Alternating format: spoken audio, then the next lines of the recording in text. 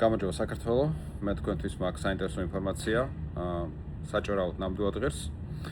ჩვენ უარი განვაცხადეთ ქართველ ინვესტორზე, რომელმაც შემოგთავაზა $1 მილიონი ჩადება ლუქსიუმში.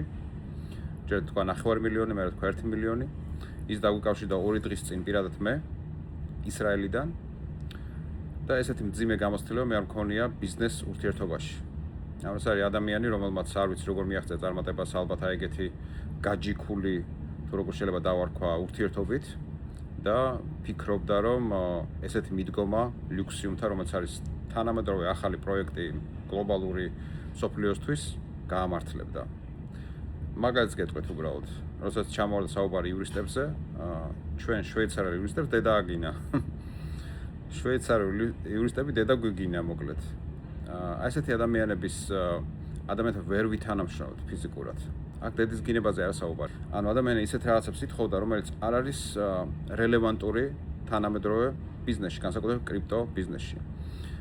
მაგალითად, მან ითხოვა ესეთი რაღაც, რომ მე 1 მილიონს ჩავდებ, უბრალოდ თქვენც ჩამიდეთ $1 მილიონი ქონება. ანუ ეს იგივეა, რომ ბიტკოინი რო შეიძინო და ბიტკოინს უთხრა, რომ მე არ შეგიძენ შენ, სანამ $1 მილიონი ქონებას არ ჩამიდებ.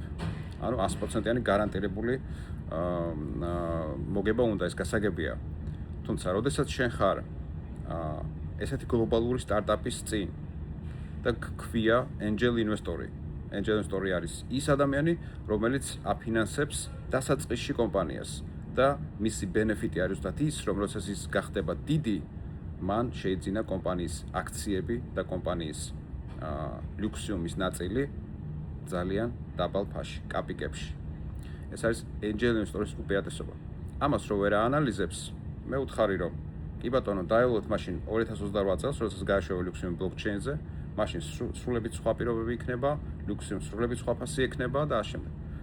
მოკლედ, გადავიდა შეურაცხყოფაზე, შენ თუ ვაშკაცი ხარ, ესე მითხარ, ესე მოკლედ რაღაც გოიმური საუბარი და ამავდროულად და დავამშვიდობეთ, თქვენ თავი ვითამაშრომლებთ და არც ეგეთი $1 მილიონი გვინდა და არც ეგეთი პარტნიორი გვინდა, იმიტომ რომ ვინც დიდ ფინანსებს ჩადებს ლუქსიუმში, ის ხდება ავტომატურად ჩვენი იურიდიული პარტნიორიც. მასთან გინდა არ გინდა, ჩვენ კომუნიკაცია გვექნება.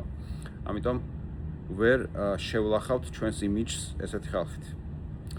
ეს მინდოდა და მეთქვა, მე შევახსენებ ნებისმიერ ქართველ ბიზნესმენს, რომ თუ გინდათ თანამედროვე მომავლის პროექტში ჩადოთ ფინანსები და დაეხმაროთ საქართველოს პირველ რიგში, იმიტომ რომ ლუქსიუმის ფლობელი უკვე თითქმის 15,000-ზე მეტი ადამიანი, მათ შორის სოციალურ დაუცველები და ეს 3 წელს განმავლობაში იცით რომ გაიზრდება.